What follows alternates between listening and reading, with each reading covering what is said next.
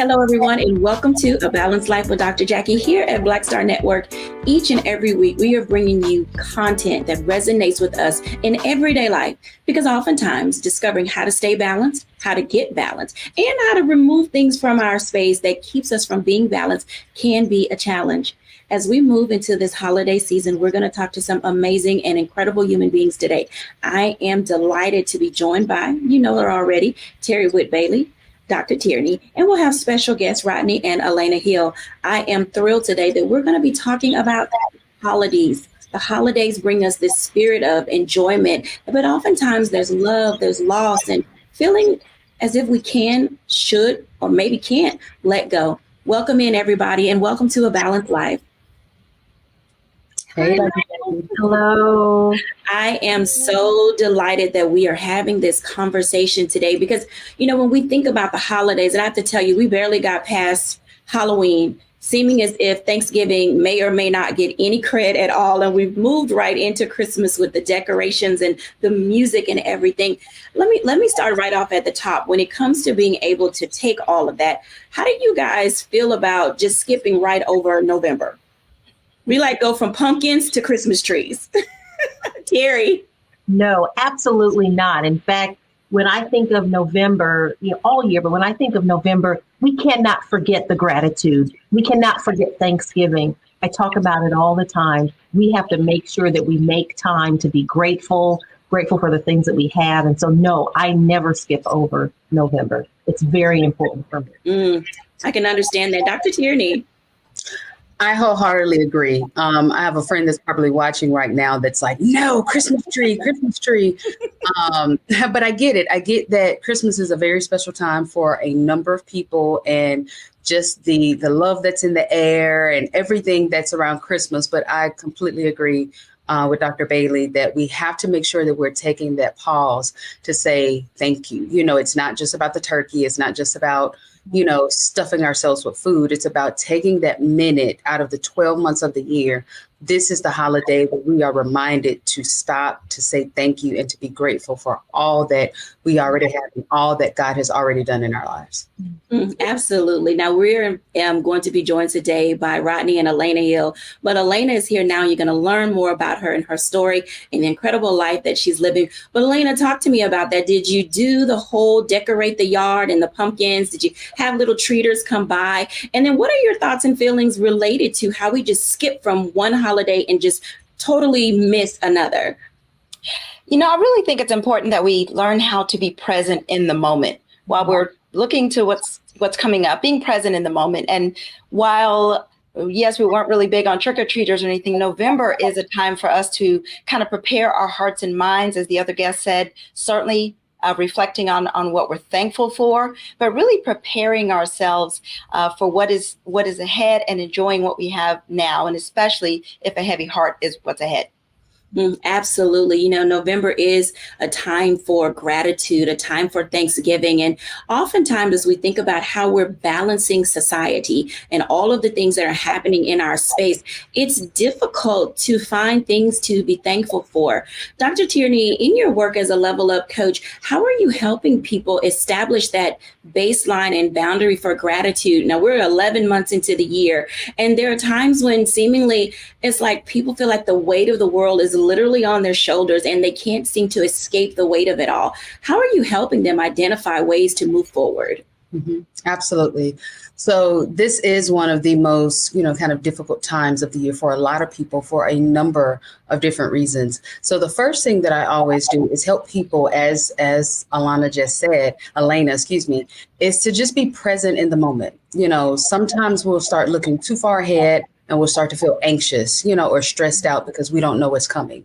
Or we'll get stuck in looking behind us at what it used to be or what happened or, how things were. So helping my clients to stay in the present, in the right now. What can you do right now in this moment, on this day, in this hour, sometime minute by minute, to help you move the needle forward, even if it's just a baby step, which leads me to the second thing. Sometimes we try to do all the things all at the same time.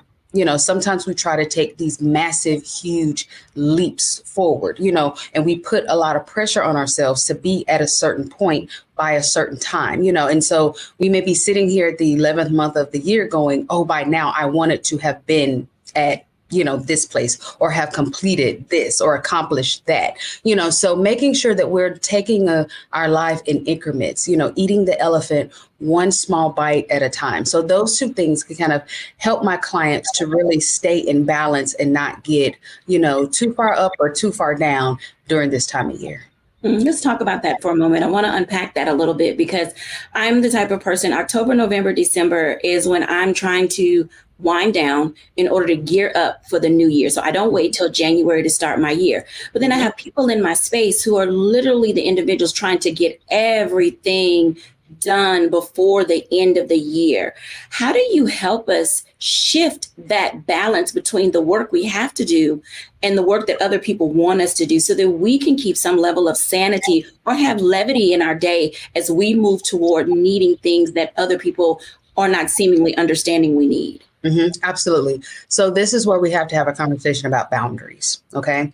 Now, often when I say boundaries, people think of barriers. People think that it's about them and what they want or how I need to keep them out or keep them out of my space. That's really a barrier. A boundary is when we're thinking about us, when we're thinking about what do I need? What do I need in order to reach my goals? What do I need to feel my best? And so when we're looking at here at the end of the year and trying to make sure we don't fall on either end of those spectrums, this is where we have to talk about those boundaries and look at, okay, what do I need for my family, for my, personal, mental, emotional health? What do I need to do for my business, for my career? What is it that I need in this moment? At this point, in my life, and then start to craft what you do around that. Sometimes it may be that it includes the things that others want you to do. Sometimes you might have to say no. I know that's a hard thing, but sometimes you might have to just say, no, I'm not doing that. And no is a full sentence. That's a full stop. No explanation, no descriptors needed or required, So this is where we have to make sure in staying in balance, we have to make sure that we have set our boundaries and we are effectively communicating and enforcing those boundaries so that we can stay in the flow. So that might mean that this is, for me as a life coach, this is peak season for me. This is when things gear up for me. For other people, this is the time where they start to pull back, reflect, get ready for, the new year. But this is where, as you are staying in balance, as you are exercising your boundaries, you'll know exactly what you need to do during this time of year, and you can activate on that and be successful in it. Learning how to act on things that are required in your life to be successful often means being able to pivot, shift, or turn a corner when you're actually not ready to do so. I want to invite in Dr. Terry Whitt-Bailey. She's been with us before. She shared her incredible story, with us and the loss of her husband. And Terry, as we enter into this holiday season, you have some boundaries that you have set with people. And I want you to talk to us about that, but also how are you moving forward? Because I think a very big part of what we learned from your story before was the ability to recognize where you are emotionally, physically, spiritually, but also saying, I'm still Terry and I need to be able to turn the page in my life. Talk to us about that. Well, again, thank you for the opportunity to share. And I feel like I owe a coaching fee to Dr. Tierney right now, the words that you just shared. And as far as boundaries and turning corners, I think that I go from one extreme to the other. I lost my husband in March. After a 7-year battle with strokes, with double pneumonia, and with cancers. And, as I'm looking toward the holidays, I really wasn't thinking a lot about the holidays. But I had, I feel like I have what I'm calling a disease, SPS, which stands for spinning plate syndrome. I feel like I'm spinning plates everywhere because I enjoy doing things. But I think what I'm doing right now in terms of this syndrome is I'm spinning so many plates to stay so busy so I don't have to think about it. I'm doing and I'm doing, and I'm not doing for me, but I'm doing and I'm doing. And I'm realizing that some of those plates are starting to wobble. If you've ever seen those plates, how they start to wobble and they're going to start falling and crashing. And so I've got to figure out where those boundaries are for me as a person that's still going through what I'm supposed to be in mourning. I don't even know what mourning is supposed to look like for me because I went back to work. I'm doing things normally, whatever that means. I do go home to an empty house now and trying to figure out how to do those things. When I go home, I try to go home as late as possible. So I do things, I volunteer, connected with my sorority, connected with church, all kinds of stuff that have kept me busy. But is that right?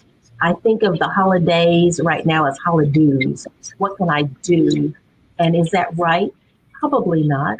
Is it helping me to cope? Probably so. Is it right? I don't know. And so being able to hear how other people are dealing with life, whatever situation they're going through, helps me to evaluate myself and how I'm dealing with getting ready for Thanksgiving, Christmas holiday, Kwanzaa, all the holidays, and then the New Year that's coming up. My husband's birthday is on New Year's Day. And so I think that's probably going to be the hardest time for me. Thanksgiving was a very important holiday for his family.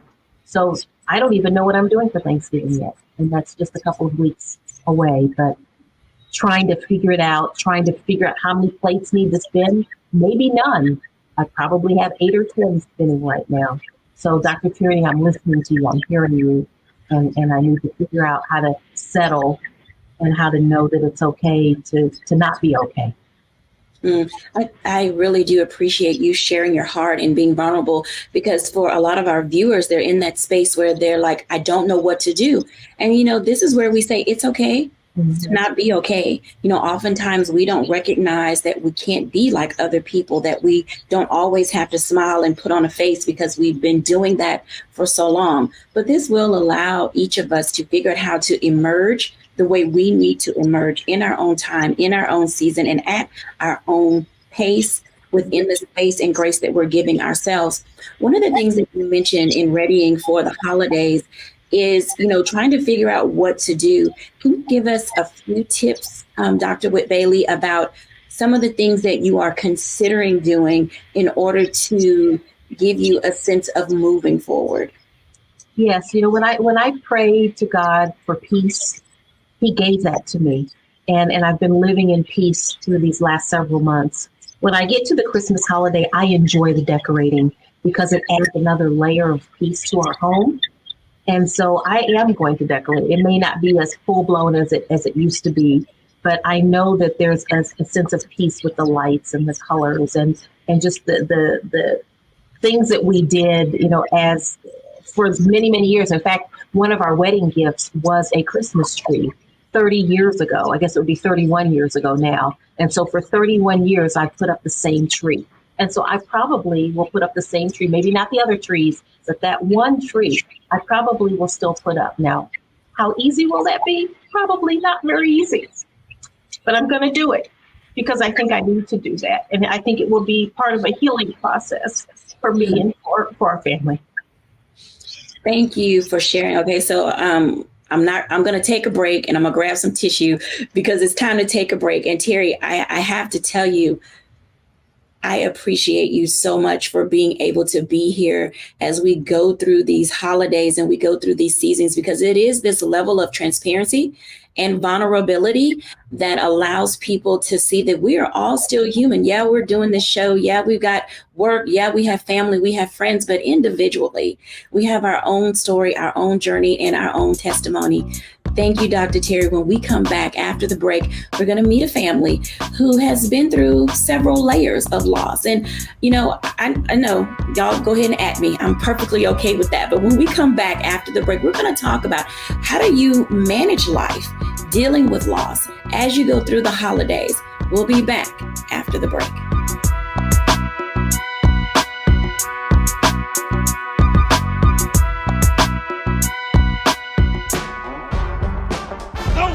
November 8th. We can vote today, y'all. Early vote started this week.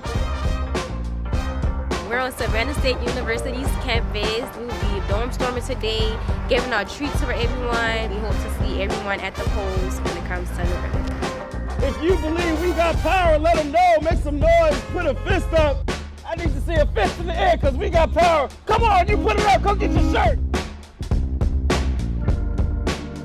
We're out here in the streets of Savannah, Georgia, change. Do not forget to go vote. I got you. If we vote the right people in, we can make a change. We can get these resources in our community. I am a woman, and it is important that we have the say-so of what we want to do with our bodies.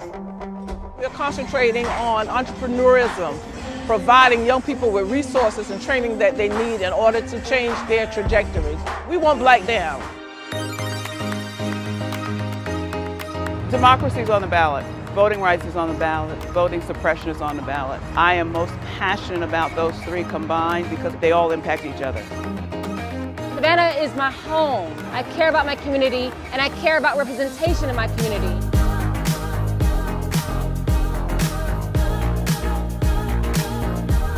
Our voices are still going to be heard no matter what kind of obstacles try to come up against us to stop us from voting. We're still going to be standing our ground. I see the effort that's being made to keep our communities from voting. So that makes me realize it's even more important, because if it wasn't important, they wouldn't be fighting to make sure we could vote. This doesn't stop this year. This is a forever movement. We're going to exert our power as a people, walk in our rightful place. We're going to change our communities, fight for our communities, and build our communities.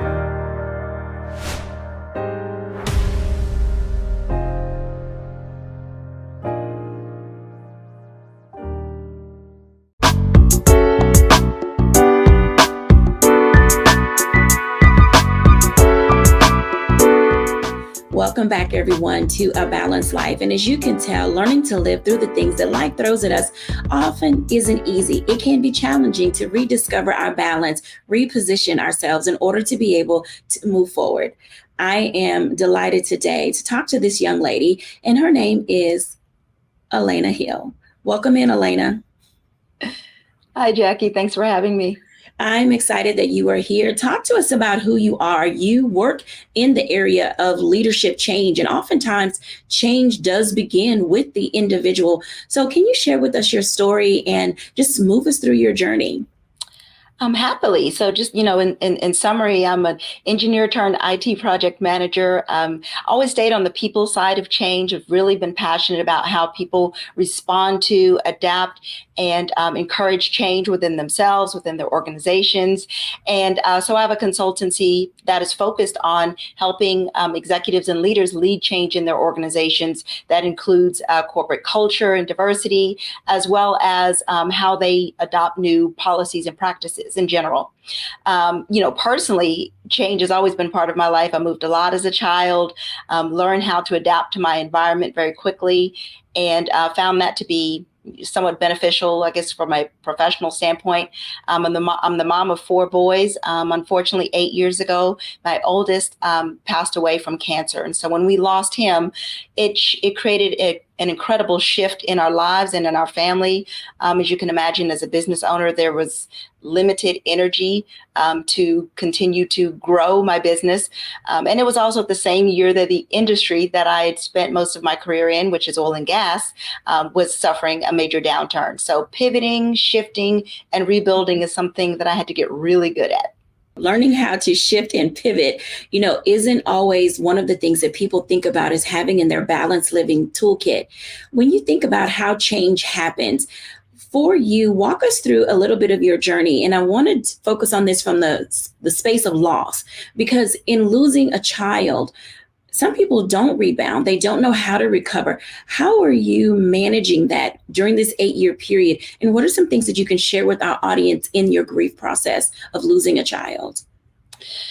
Well, one is I really focus on purpose. I'm a very purpose-driven individual. I give all honor and glory to God, my personal Savior, Jesus Christ. But it's just really important that in being purposeful in life and really having that focus of something that is bigger than ourselves, of why we're here, why we do what we do, and unfortunately, why some things happen. I embrace the purpose that comes from the pain in my life. When I lost my son, it was actually reemergence of grief because I lost my mother when I was so young. I was in high school. And so I feel like grief has been a part of my life, really part of my adult life, all of my life. So that component of levels of loss and helping other individuals, because you write about grief and how to rediscover yourself and your purpose, and you teach individuals those things. What are some tips that you can provide for our viewers on how to set the pace for walking through your journey of grief? Well, one, I want to echo something that was said earlier, which is setting boundaries. When we are limping in life, and we will have those seasons where we're limping, we really want to be mindful of what we commit to. We were talking about November previously, and November is November. As we prepare our hearts for the holidays and the busyness of the holidays, one thing that I've found just for my own peace and healing is to not overextend myself, because an overextended heart and an overextended mind is very easily triggered, it's much more difficult to manage emotionally. So it's being okay saying that you're not okay. It's acknowledging which invitations you want to accept, which ones you want to extend. And then when it comes to how we balance that with our professional lives, is ensuring that we have honest conversations with the leaders around us, which is why I'm so committed to helping leaders lead people who are going through numerous seasons and change in their own lives. It really takes the support of your superiors to be able to get through some of those difficult times. Let's talk about that for a moment, because when we talk about you're your own boss, you're running your company, and during some of the seasons that you've had, you did work for other people. How do people approach sharing with their employer that they're not going to be at capacity? Well, one is I actually encourage employers to initiate those conversations, because the employee, as you mentioned, might not feel quite comfortable. I think it's really incumbent upon leadership to be empathetic and to, acknowledge things that are going on around them. When my husband and I lost our son, we both had, careers that we're managing. Yes, I was my own boss, but I also rode shotgun to watching my husband navigate his corporate career. And it's really about having those conversations that say, I may need an extension on these deadlines, or I may need some additional support from someone else on the team, especially depending on what might be going on.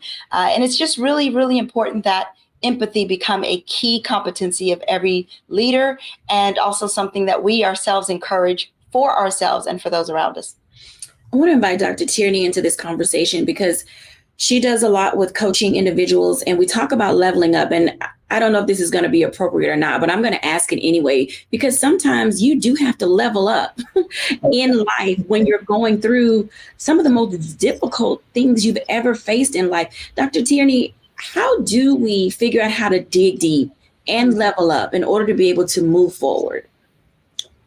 Yeah. We're gonna go there. Okay, so you're gonna make me get real transparent. So I'd like to hear it. Here it goes. Some of the greatest highs, the biggest accomplishments, the successes that you go to my website, go to my Instagram. You can see them.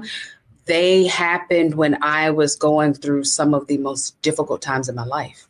It was right after losing, my sister that God opened some doors, right after getting, connecting with you in the show, some things, the bottom fell out of some things, And so I say that, to say that oftentimes when we face challenges or, things happen, yes, we have to take a pause. Yes, we have to process. Yes, we have to absolutely pray.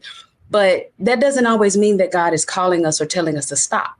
Mm-hmm. Sometimes that means we have to just tuck our head as we lean into the headwinds. We have to lean into what's happening, because oftentimes hidden in that challenge is our greatest opportunity. So when you talk about digging deep, this is where we have to be very intimate in knowing ourselves and knowing when we need a nap and when we need to go ahead and take that meeting, knowing when we need to pause and knowing when we need to press through, because some of our biggest things are often wrapped in the form of or the package of a challenge, and so if we're stopping every time we encounter a difficulty, then we might miss the door to our next level. So this is it's something that I walk through my clients with, and getting connected with their who, because when you're connected with who you are and whose you are, then you'll know exactly what to do, when to do, how to do what you need to do. Okay, so we're going to be a little more transparent, because you did mention losing your sister, and I know you lost her during the pandemic. Mm-hmm. Was it due to COVID? It was. So I'm asking this question to help our viewers, because I know a lot of people are in that space. Yeah. How do you grow past some levels of bitterness related to the passing of your sister? Mm-hmm. And I can ask you this question because it's one of those spaces that I think you thrive in, to help others say, this is how I looked at it. This is how I viewed it. Can you walk us through that in the time that we have left in this blog? Absolutely. So the first thing I had to do was just get real about it. I had to get real about how I felt. I couldn't walk around like, oh no, praise the Lord, everything is fine, everything. No, I had to actually say, right now I'm actually angry at God, because I don't understand. Why did he 3 days before her birthday? Like, why did that happen? Why did he take such a beautiful soul from this earth? I had to get real about what I didn't understand, what I felt, the anger that I felt, the sadness that I felt, and then I had to take what I was feeling. I couldn't just sit in it. I couldn't just stew in it. I had to take what I felt and say, okay, now Tierney, what are we going to do from here? What would she want you to do? What would she be telling you? And often I'll say on my Instagram where I'm like, okay, her name, I called her Booger. Hey, Booger. I'll say, okay, well, Booger will want me to get on social media, because she was always about me getting on social media. And so I started to do the things that I know that if she were still here with me, what would she be telling me to do? What would be her expectations? Would she want me to fold and fall and stop? No, she wouldn't. So I took those emotions and I channeled them into making me a better person, a stronger person, using it as the fuel to push me forward instead of the thing that stood in front of me, looking at it through the lens of what would my sister say? And then I found ways to honor her. I found ways to make her memory live, not just for me, but for other people who may have known her or may not have known her. And you would have loved her if you've known her, so you'll see little things I'll say on my social media. You'll see pictures of her on my social media. During the holidays, she loved Christmas. So I have a mini urn. It's about maybe this tall with her ashes in it. And she sits right in the middle of my mantle where I have like all the garland and all of that. She's right in the center. So she gets Christmas all the time. And I say, good morning, or Merry Christmas to her every morning, and so I find little ways to honor her for myself, so that as I'm grieving her and as I'm missing her, I'm remembering all of the good things. So I'm not stewing in what I feel. I'm being real about what I feel, but I'm using that as the fuel to help propel me forward. Thank you for sharing that. When we come back after the break, we're going to engage the Hills in a deeper dive on what it means to remember. We'll be back after the break.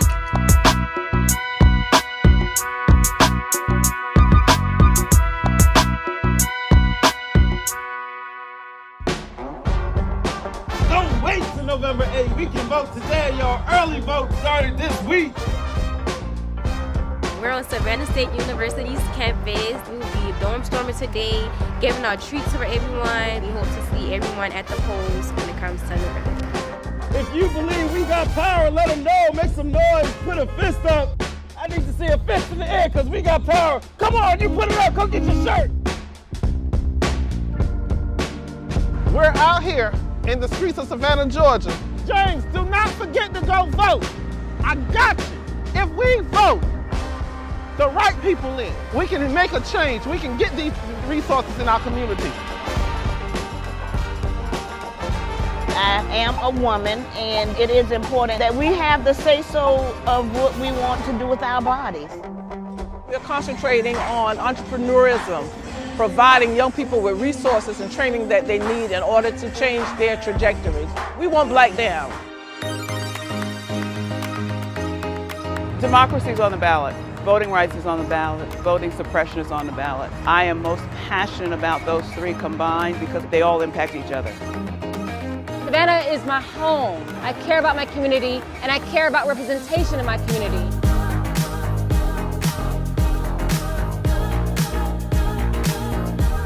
Our voices are still going to be heard no matter what kind of obstacles try to come up against us to stop us from voting. We're still going to be standing our ground.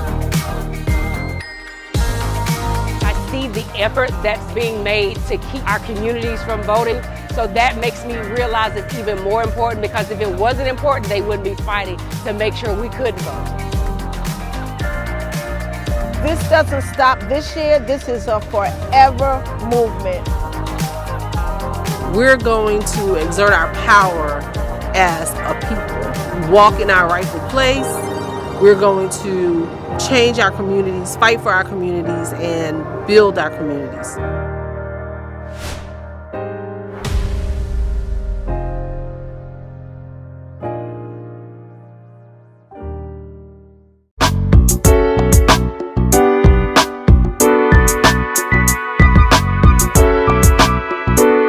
Hey everybody, and welcome back to A Balanced Life. As you can tell, learning to live through the holidays when we're in a state of grief oftentimes does throw us off being able to be balanced. And as you've heard, being able to remember our loved ones is a very important part of being able to move our lives forward. We're joined now by the Hills, and I'm excited for both of them to share their story with us about how they remember and honor their son. Hey, Hill family. Hey, Dr. Jacquie. Thank you both for joining us. And Rodney, thank you for, taking this time to come in. I will tell you that men who watch our show are like, do you have any male voices? Where is our presence? And it's like, I invite you, but you don't want to share with me. And I am excited that you are here, because we're entering to this space where oftentimes it's couples together who grow through as well as go through grief. Can you talk to us, Rodney, about the growth as a husband and a father that you've experienced through the loss of your oldest son? Sure. I mean, I think that's, it's a little bit difficult to answer because I'm still growing. But I think one of the things that allowed me to grow in my grief was understanding I don't have to be all. That was a huge step for me, right? Because as men, we tend to take on everything as our responsibility, and we have to be strong for everybody. And so what I learned is to be a lot more vulnerable and being able to be more transparent and sharing in the things that I was going through. When I saw Malcolm first pass, my first thing was I've got to be strong for my family. So I pushed my grief to the side, to be quite honest with you. But we were going through some counseling, and we had a couple of classes that helped us talk through that. And what I really learned is I didn't have to do that. I don't have to always be the strongest person in the room. And that I can rely on other people to allow me to share my grief. So once I was able to do that, it was a game changer for me, right? I was able to talk about it. I was able to be transparent about it. I was able to share with my wife about it, because, even keeping those things inside can cause issues between couples, right? Where you're not talking to each other and sharing what you're actually feeling. My wife doesn't know everything that's going on in my head, and neither do I in hers. And so I wasn't sharing those things at first because I wanted to be strong for everybody else. So for me, that was the biggest game change in my growth, and learning to be vulnerable with my feelings and learning that I can share and that it's okay.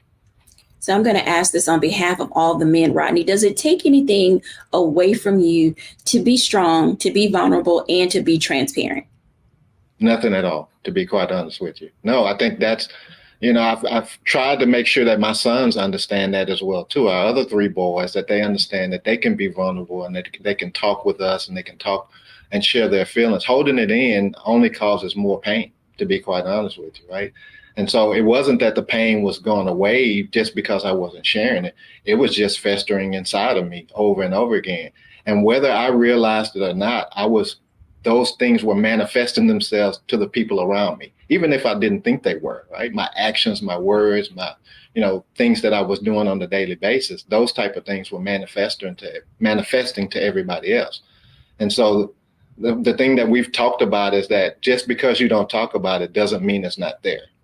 And so I've learned that I need to open it up, open that bottle, release out those feelings, and then let them know that, okay, I'm feeling vulnerable in this way, and this is what I'm feeling today. And it's okay. I don't get any pushback. I don't get any jeers or anything like from anybody else. In fact, the men I've talked to, when I've told them I've been able to do that, it's been like a light bulb has come on for them as well, too, that they don't have to hold that pressure. We hold a lot anyway. I mean, a lot of stress anyway. That's one thing that we don't have to do alone if we can. So. You make a very valid point, because in communities, we always say that the husband, the man in the house, is priest, protector, and provider. And oftentimes when you go through things of this nature, it literally makes you feel like if there's a chink in your armor. When you think about those things as a wife, supporting your husband as he goes through grief, how do you support and undergird that in order to keep balance in the home? Well, one thing is, as we describe the roles of the husband, priest, provider, and protector, I really look at him providing emotional protection for myself and my sons, modeling for them what healthy grief looks like and how we express our emotions has been just such a blessing to just how that's been demonstrated, and how it creates this sense of safety for our entire family, that my heart is safe with him. That's one of the things I even said when we were first married. And then through our grief process, it's knowing that my hurting heart has been safe with him. And that's been very important for myself and for my sons. And I was going to ask you about your sons. They've lost a brother, an older brother. And so how are they managing, and how do they seek you out when they need to talk? I'll start. They, at this point, put it this way, it's been a bumpy ride. It's been a journey. Like I said, we're sitting here 8 years behind us. The first few years were just incredibly challenging, as everyone, and myself included, as we were all figuring out how we could express ourselves without while worrying about someone else's feelings. So everyone's natural inclination was to hold things in at first. While interestingly enough, at the same time, we immediately jumped into honoring Malcolm and having a race, and we say Malcolm's name often, we talk about him, but I think we found ourselves, I know as a mom, I would always watch my boys with one eye open, just to make sure they were okay. And I think that giving them space has been what's been most helpful. I think the first couple of years was figuring out what that space needed to look like. Yeah. And I would just add quickly to that is that they didn't know what their new normal was going to be, right? So they didn't know how to react, what to react to. And to be quite frank, as I was saying before, I didn't know either. So I was holding. So I wasn't modeling exactly what they needed either. Once I realized that, and started sharing my feelings with them and having them talk about it a little bit more, then they started opening up a bit more. They saw, I think Elena was mentioning, emotional safety, that it's okay. Because if I'm not talking about it, as young men, they were saying, well, if dad's not talking about it, why should I talk about it, right? Why do I have to talk about my feelings? And so I learned that I needed to model that for them as well, too, because the same things that were festering and manifesting in me were doing the same thing to them as well, too. So we were all trying to figure out kind of our new normal and how do we move on from here, our new spaces, our new feelings, our new emotions, etc. I think that that's very rich, because you do bring in that space of teaching another generation of young men not only how to master their emotions and harness their emotions, but to be vulnerable and transparent with those emotions. In this season of November, and of course, we're airing this show and it's Thanksgiving week in just a few days. How are you remembering Malcolm with a seat at the table? What is your family tradition now? Well, one, not so much. So it's interesting. So for us, Thanksgiving, and this is when we talk about the layers of loss, our family has suffered some really deep losses this year. So every time you suffer a loss, we lost a really close uncle who was like a surrogate father to us in January to COVID, and then his beloved wife, who was like a surrogate mom and surrogate grandmother to them, just this July. So we're already going into the holiday season with an additional tenderness on top of what we already had. And so it's just always about saying their names, remembering what they did. I mean, just even wearing things that they wore. We say Malcolm's name so often, everyone calls all of our other boys Malcolm because they hear that name so often. And our youngest, who looks just like him, unfortunately, gets called Malcolm all the time.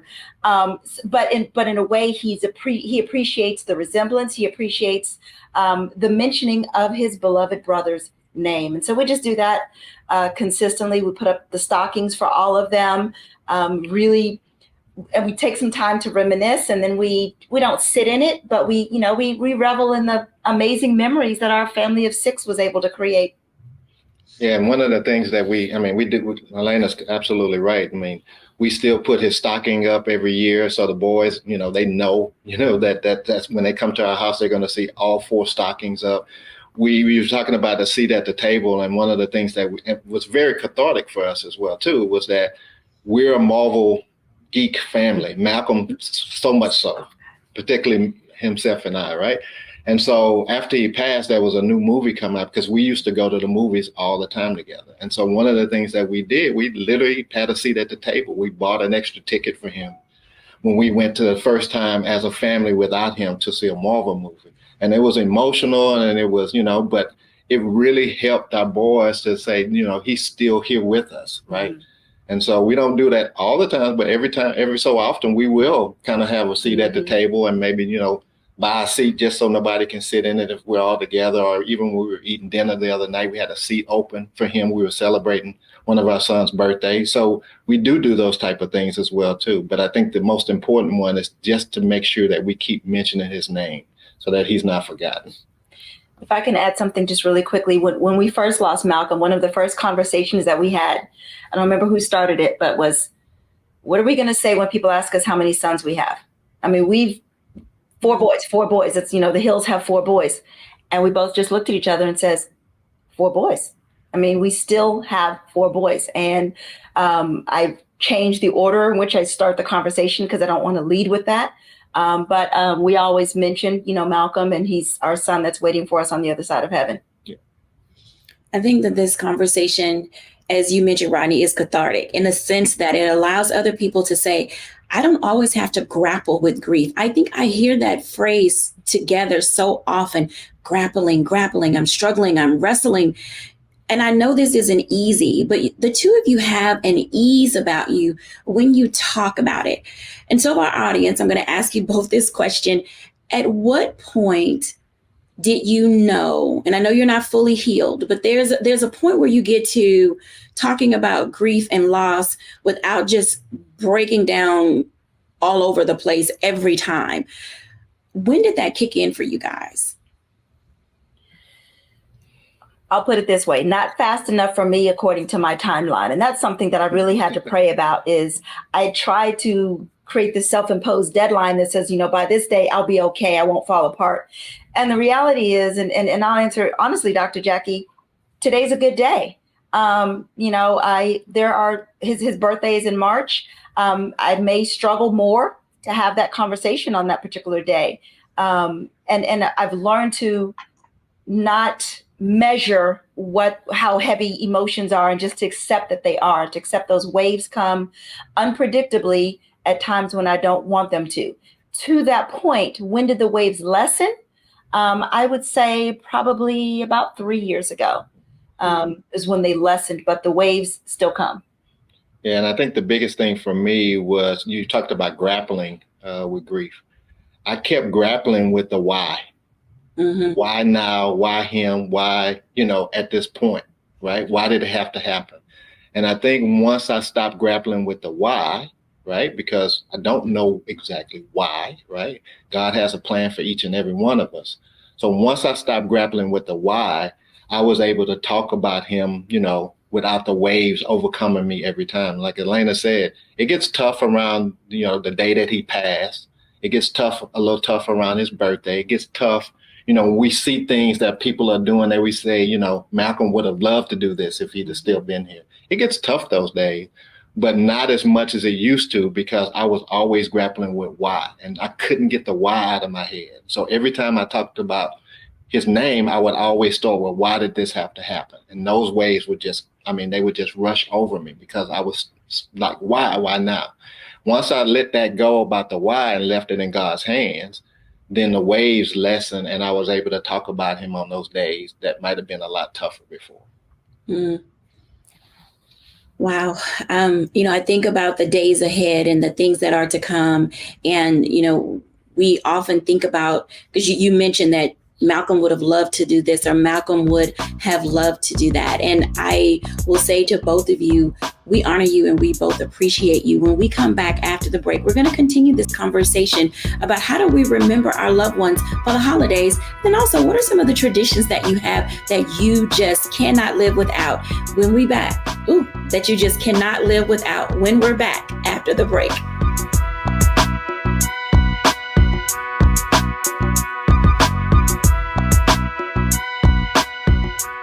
When you talk about blackness and what happens in Black culture, we're about covering these things that matter to us, speaking to our issues and concerns. This is a genuine people-powered movement. There's a lot of stuff that we're not getting. You get it, and you spread the word. We wish to plead our own cause.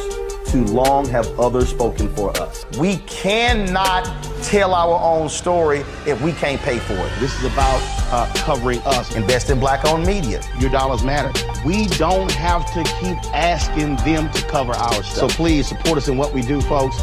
We want to hit 2,000 people, $50 this month, raise $100,000. We're behind 100,000, so we want to hit that. Y'all money makes this possible. Checks and money orders go to P.O. Box 57196, Washington, D.C. 20037-0196. The Cash App is $RM Unfiltered. PayPal is R Martin Unfiltered. Venmo is RM Unfiltered. Zelle is Roland at RolandSMartin.com.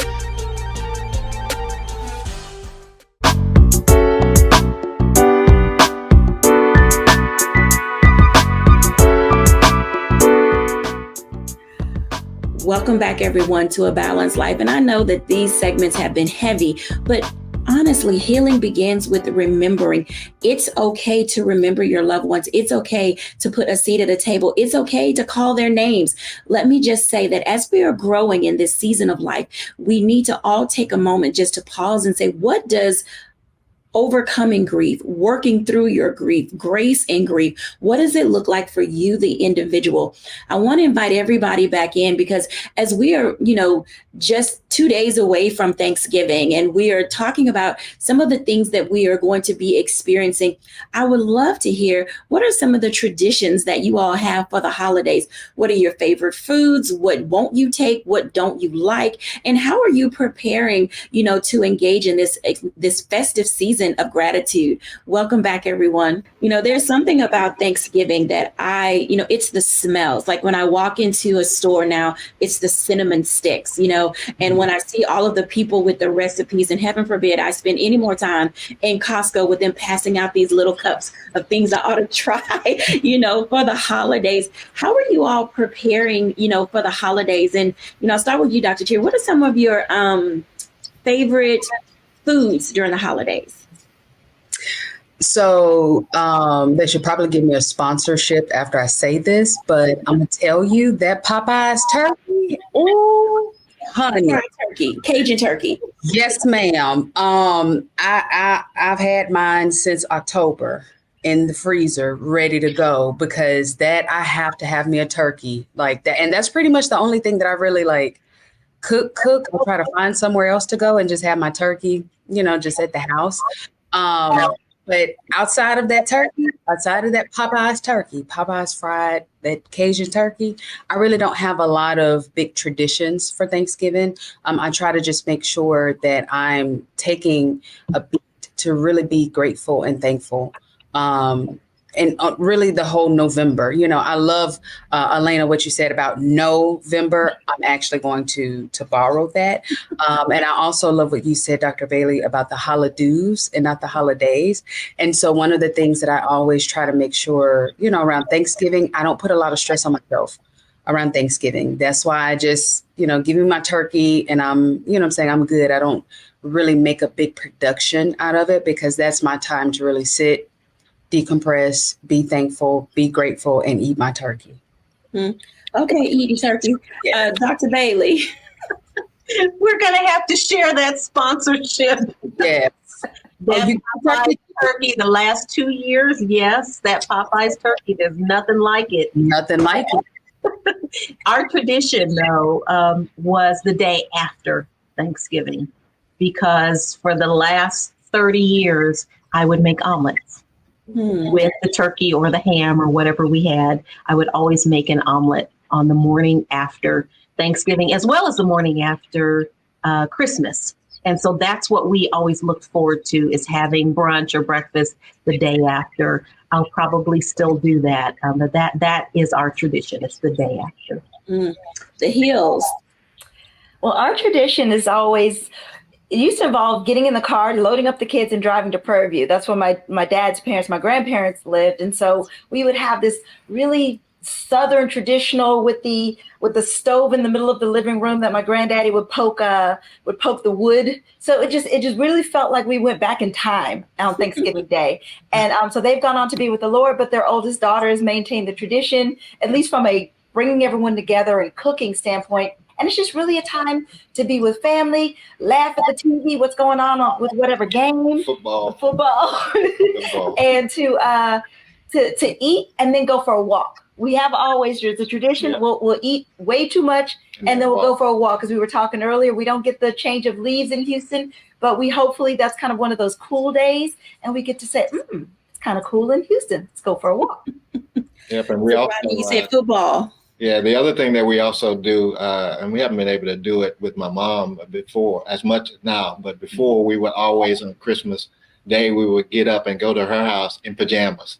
So we're driving across Houston to pajamas to eat pancakes and, good Southern breakfast with her. So the kids really loved that when we did that. So we need to pick that back up again.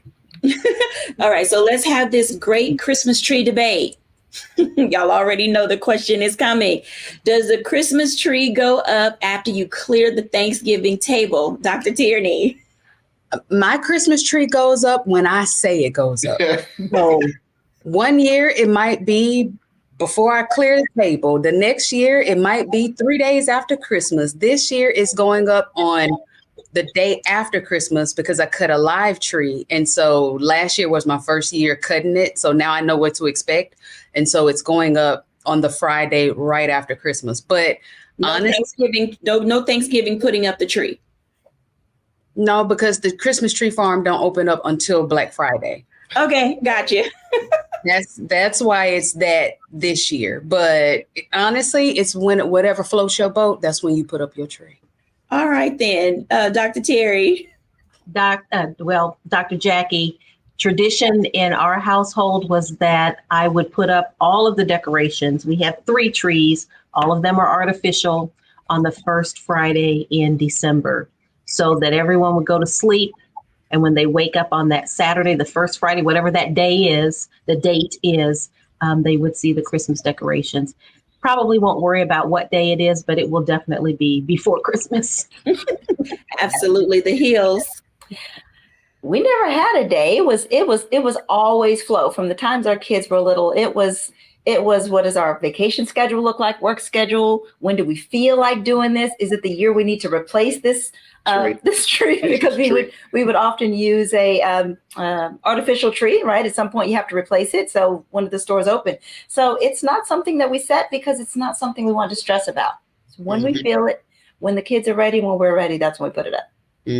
Absolutely. So we talk about when we put up the tree. We talk about some of our traditions. Okay. Another thing that always happens at Thanksgiving is it sweet potato pie or is it pumpkin pie? Sweet potato. Sweet potato. Sweet potato. Sweet potato. No. Did you say so? The unanimous decision that it's going to be sweet potato pie. Wait, Dr. Bailey said apple. I said apple. Again, it's tradition. That's what my husband wanted. I would make a homemade apple pie every year. And I probably still will. Wow. There's so many things. So another one that always comes up around the holidays, especially Thanksgiving. So are we doing cranberries, or are we doing cranberries in a can, as in the canned jelly? We keep it easy. Just take it right out the can. Ocean spray. Ocean spray. It shouldn't just say cranberry. It should at least be ocean spray. Yeah. I want the whole berries. Oh, of course you do. I don't want it at the can. I want the whole berry. Oh my goodness. The whole berry. So, I mean, it's that whole thing when we go to people's houses and we're visiting, we're sort of like, who's bringing what? So tell me something you guys don't want to see on a Thanksgiving table when it comes to a food dish. Dr. Terry Bailey. I don't want to see green beans out of a can. Oh. They have to be, if you're going to put green beans on the table, they need to be snapped and fresh. Don't bring them out of a can. All right. The Hills. I don't want to see any stovetop stuff. It better be some dressing, and it better have a foot hanging out of it because a foot need to be put in it. Yeah. And that means it has to have everything in it. And that means cornbread, not bread. That's right. Yes. Not a French loaf, not a baguette. It has to have some cornbread in it. That's why it's called dressing and not stuffing. Dr. Tierney. You know, if I didn't cook it, then I'm not going to complain about it. That's my whole thing. I don't want to see anything that I had to cook on the table. So if somebody else cooked it, I'm game for it. If I don't like it, I'll just move around it and just smile and thank you kindly and just keep it moving. All right. So last one related to things that we engage in on Thanksgiving. How do we feel about people bringing their plastic containers to take dishes home with them? What's your thought about that, Dr. Bailey? That actually is an honor. I enjoy being able to share what we have. And so I even buy plastic containers. I buy extra aluminum foil because it's an honor for me to be able to share what we have and for people to like it enough to want to take some home. Absolutely. The Hills. Please don't leave me with a week's worth of leftovers. Exactly. Please take them. Please enjoy them. Please heat them up. Do whatever it is that you need to do. But yes, please take them. Please take them. Dr. Tierney. Here again, as the person that's not cooking, I would never go to somebody's house with a plastic container or anything. I have two rules. One, I never show up empty-handed. So anytime I go to someone else's house for any type of holiday event, party, anything, I always at least take a hostess gift or buy the sodas or whatever the host tells me that, that is needed. So that's rule number one. I never show up empty-handed. Number two, I do not just immediately grab the foil, grab the Tupperware. I wait until someone says, hey, if you guys want anything, then you can take something, and then I may take a little, bites here and there. But I never show up with my Tupperware and I never show up empty-handed. Oh, she can come over. Well, let me just say, I'm always leaving with. Is that an invite? Yes, it is. Okay, that's rule number one. Please don't take more than you brought. Exactly. Oh, now that is a good rule. Please do not take more than you brought. Thank you all for sharing your stories today. When we come back after the break, I'll give my reflections.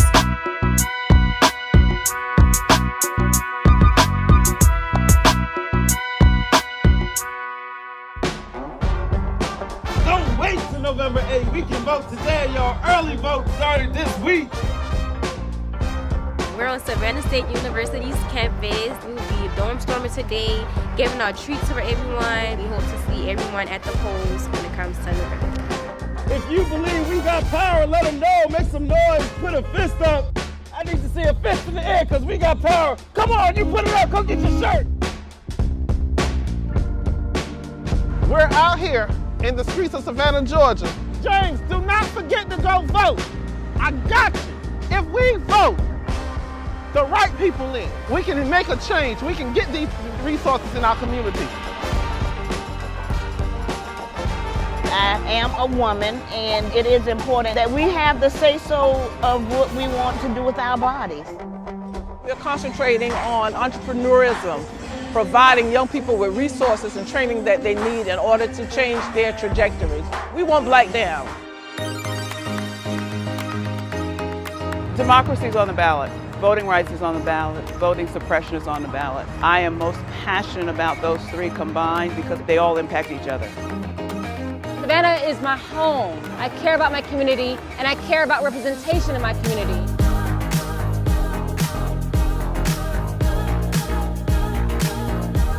Our voices are still going to be heard no matter what kind of obstacles try to come up against us to stop us from voting. We're still going to be standing our ground. effort that's being made to keep our communities from voting. So that makes me realize it's even more important, because if it wasn't important, they wouldn't be fighting to make sure we could vote. This doesn't stop this year. This is a forever movement. We're going to exert our power as a people, walk in our rightful place. We're going to change our communities, fight for our communities, and build our communities.